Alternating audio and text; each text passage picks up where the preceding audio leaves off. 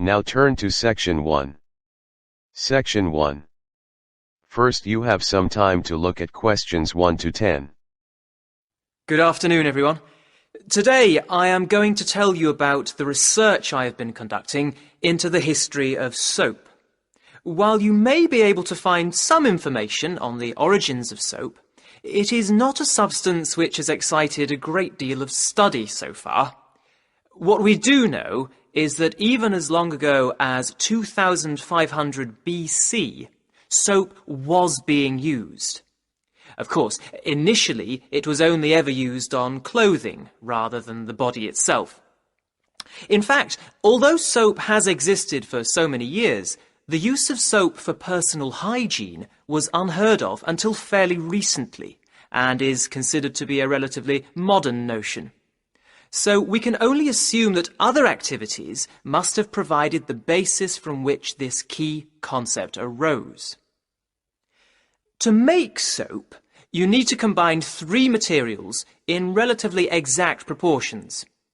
So how is it that these primitive people from over 2,000 years ago could have discovered soap? Well, what these people lacked in technology, they certainly made up for in practical skills. I carried out some experiments using basic techniques to try to find out what people without any chemical knowledge might have observed. And I was able to demonstrate that they would indeed have been able to make a soap-like substance that is not dissimilar to the one we know today. However, it is fair to assume that, as the process requires a certain amount of time and specialization, soap would most likely have only been available in the wealthy communities. Although there are claims that the British Celts and their European counterparts used soap, there is no real evidence that the British colonies of the Iron Age had access to such a product. Now, the history of soap is not easy to discover. As soap is an organic substance, no traces of it remain in archaeological sites, so we have had to rely almost entirely on written texts for our discoveries. Fortunately, there are many of these. The first known written mention of soap was on Sumerian clay tablets dating from about 2500 BC. The tablets spoke of the use of soap in the washing of wool. In another incident, a medical document from about 1500 BC mentions that Egyptians bathed regularly. It also describes how they made soap by combining alkaline salts and oil which they extracted from vegetables.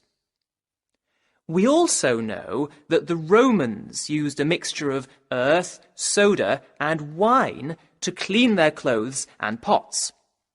For the Romans, bathing was not just a matter of hygiene. It was a form of relaxation, a social activity. The bather moved from room to room, getting progressively hotter, until they reached a steamy room where dirt was sweated out and scraped away with a metal blade. The Romans used scented bath oils, but these were used to moisturize the skin rather than to cleanse it, and there is no evidence that they used soap in this way. This is not to say that the Romans did not have soap. During the excavation of Pompeii, a city that was buried under the eruption of Mount Vesuvius in 79 AD, an entire soap factory was revealed, showing that they did in fact have access to soap, but that they simply did not use it for personal hygiene.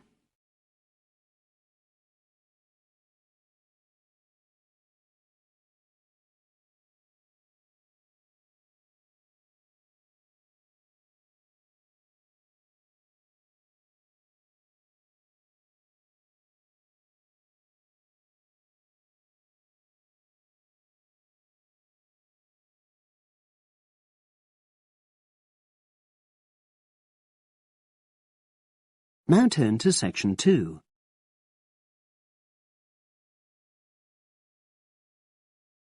Section 2. You will hear a podcast on Camber's theme park. Now you have some time to look at questions 11 to 16.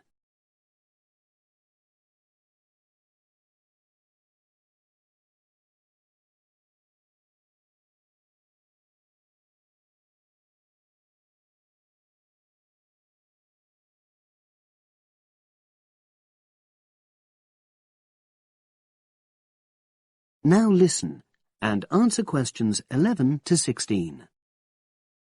Welcome to Camber's Park podcast. In the next few minutes, I'll tell you a little about the park and the amazing things we have to offer. We like to think that Camber's offers more than other theme parks. Like them, we have a variety of exciting rides for people of all ages, but Camber's also places strong emphasis on the educational experience for its visitors. Not boring facts, but lots of interactive exhibits. Although it's mainly an outdoor experience, we do have some indoor activities if the weather gets too dreadful. The park's got a lovely, well-established feel, set in 80 acres of beautiful countryside, about 3 miles south of the tourist resort of Dulchester. The park was set up in 1997 by the Camber family, but then taken over by new owners in 2004, who have maintained the original vision of the Cambers. It has lots of old trees, hundreds of flower beds, and a gorgeous lake. Camber's has over 45 different rides, exhibits, and arcades. All but one of these is free once you've paid your entrance fee. We charge a small fee for our newest ride to reduce the length of the queues. You don't pay anything for parking. A family ticket for a family of 4 works out at about £8 per person, which is amazing value. Full details of current prices are shown on our website, along with full details of rides, etc., and directions for getting to us. We also have a number of special offers. For example, if you live locally, why not join our Adventurers Club, which entitles you to 50% off ticket prices all year round, and a special lane for all rides and exhibits, which means you don't have to wait to get into any part of the park. See the Offers tab on the website. We've recently added a number of new exhibits to the park, and we're particularly proud of our Future Farm Zone, which houses over 20 different species of animals, from chipmunks to dairy cows. The emphasis is on getting near to the animals. All of them can be petted, and you can buy food for feeding the animals. Many of our younger visitors say that this is the high point of their visit. And speaking of food, don't let the animals have all the fun. We have a total of 7 different catering outlets on the site. We're open 10 to 5:30 all year round, and cold drinks and snacks can be bought at any time during opening hours. And hot food is available most of the day in the Hungry Horse Cafe from 11 until 5, just half an hour before closing time. Now you have some time to look at questions 17 to 20.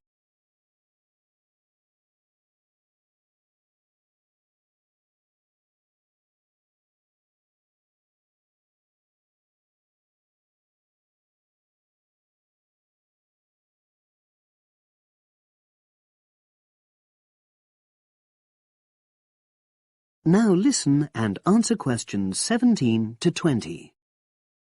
Now we want all our visitors to have an exciting time when they come to the park, but our first priority must be safety. Parents and guardians know their children's behavior and capabilities, but here at the park we have set certain conditions for each of the rides to ensure that all visitors get the maximum enjoyment out of the experience and feel secure at all times. There are 4 major rides at the park. Our newest ride is the River Adventure, which is designed to reproduce the experience of whitewater rafting. No amount of protective clothing would make any difference, so only go on this ride if you're prepared to get wet. Children under 8 can go on this ride, but all under 16s must have an adult with them. Not all of our rides are designed for thrills and spills. Our Jungle Gym roller coaster is a gentler version of the classic Loop-the-Loop, specially created for whole family enjoyment, from the smallest children to elderly grandparents, suitable for all levels of disability and health conditions. Carriages have comfortable seating for up to 8 people with safety belts for each passenger, which must be worn at all times. Sit back and enjoy the scenery.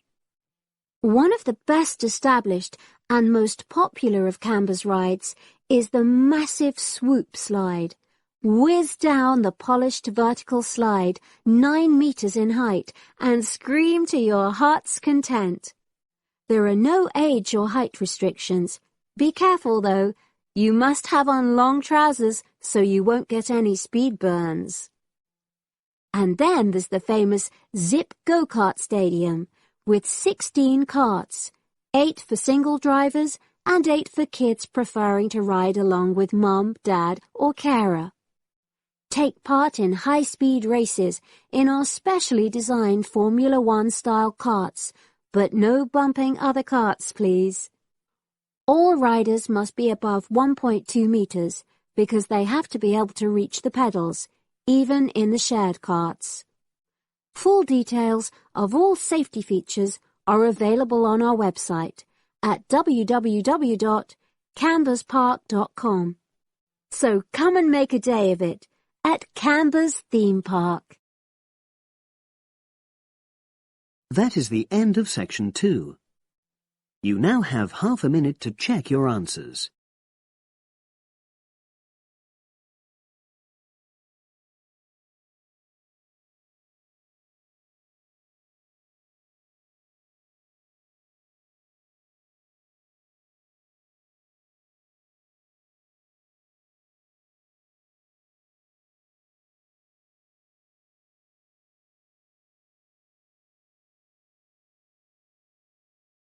Listening section 3.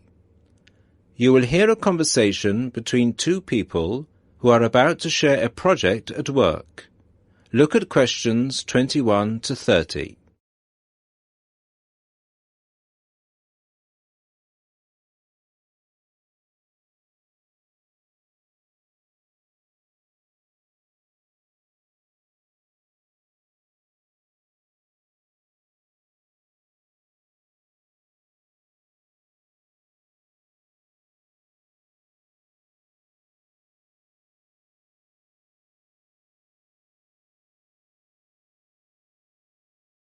Listen to the conversation and answer questions 21 to 30.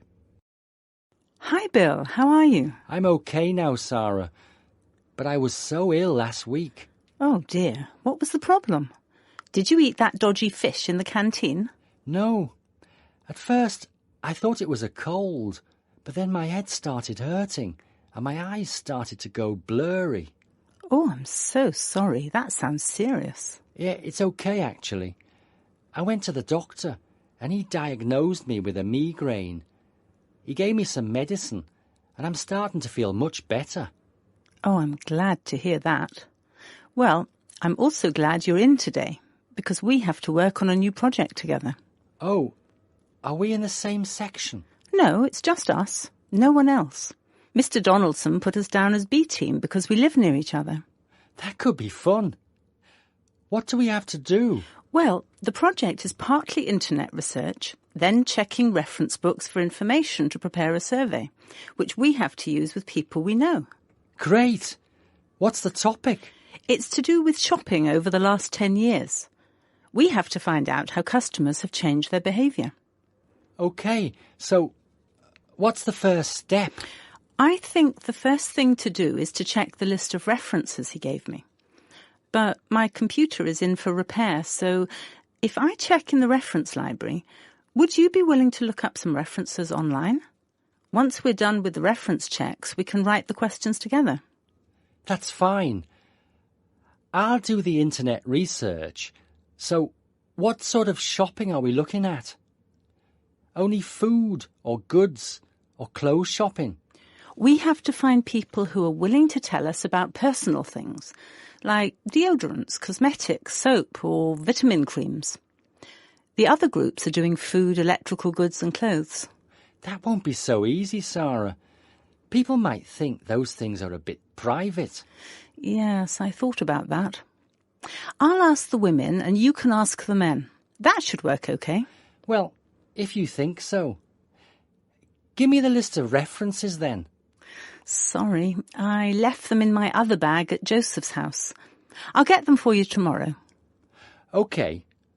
Well then, this afternoon, I think I'll catch up on the notes from last week. Can you help me, or are you busy?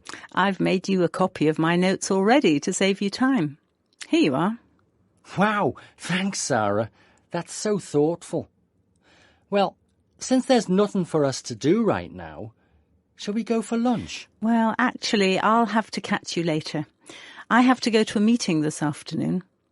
Can I phone you tonight to arrange when to meet? No, sorry. I have a date. Can we meet in the laboratory for the first class tomorrow? I'm not sure because I have to go to the library to collect some books. What about meeting there at lunchtime? Do you mean in the lab? Yes. OK. See you in the laboratory tomorrow at noon then.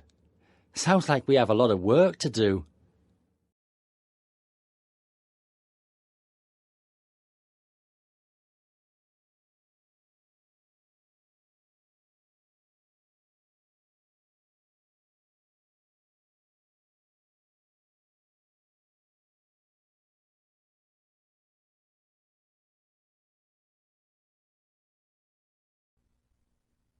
Now turn to section 4 on page 8.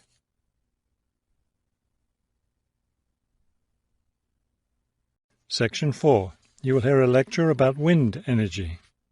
First, you have some time to look at questions 31 to 33 on page 8.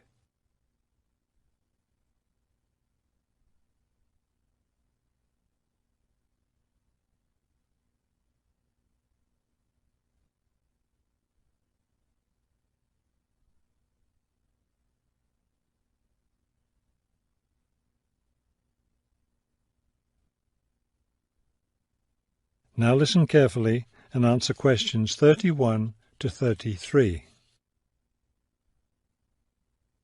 With the rising cost of fossil fuels, there's a great deal of interest these days in developing alternative sources of energy. Today, I'd like to talk about one of these, wind power. In the past couple of decades, there's been an upsurge of interest in using the wind as a source of energy, but the idea isn't new at all. People have been harnessing the power of the wind for centuries, ever since ancient peoples first used sailboats. In ancient China, farmers used a rudimentary sort of windmill to pump water. Wind power was used in other parts of the ancient world as well. In Persia, for example, farmers used wind-powered mills to grind their grain.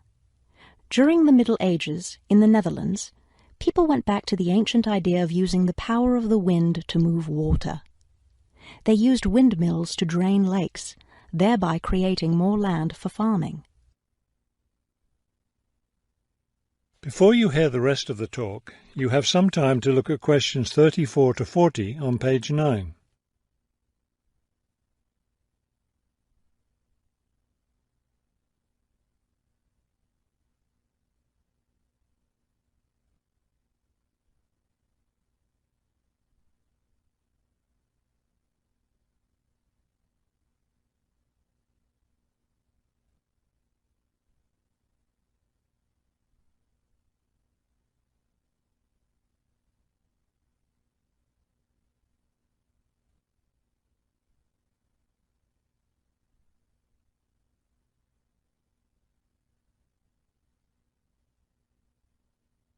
Now listen carefully and answer questions 34 to 40.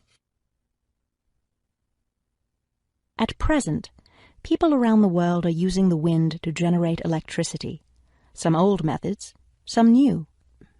Is this the solution to our modern energy problems? Well, as with anything, there are both advantages and disadvantages to using wind power. Let's take a look at some of the reasons to use wind power. One of the biggest problems with using fuels, such as oil and coal, is pollution. Wind power, on the other hand, is clean. It causes no pollution and therefore doesn't contribute to global warming. Another great advantage of wind power is that it's a renewable resource. Oil and coal reserves are limited, but we'll never run out of wind. Economics is another reason to use wind power. Using the wind to generate electricity costs less, much less, than running other types of generators. In addition, since wind turbines don't take up much land, the land around them can be used for other purposes, such as farming. There are disadvantages, however. Even though generating electricity with wind is relatively inexpensive, the technology isn't cheap. The initial costs of setting up wind turbines can be quite high. Another issue is reliability. Wind doesn't blow at a constant strength. Therefore, at times, a lot of electricity can be produced, while at others there may be little or none. Wind turbines usually have to be located in rural areas where the land is open. Their distance from cities where the most electricity is needed is another issue. Although wind is considered to be a clean source of energy, wind turbines cause their own sort of pollution. Wind turbines are usually placed in high, open areas where they're easy to be seen. Rural residents often feel that the beautiful local scenery is spoiled by the sight of the wind turbines. In addition, wind turbines aren't quiet. In fact, one wind turbine can produce as much noise as a car traveling at highway speeds. That is the end of section 4. You now have half a minute to check your answers.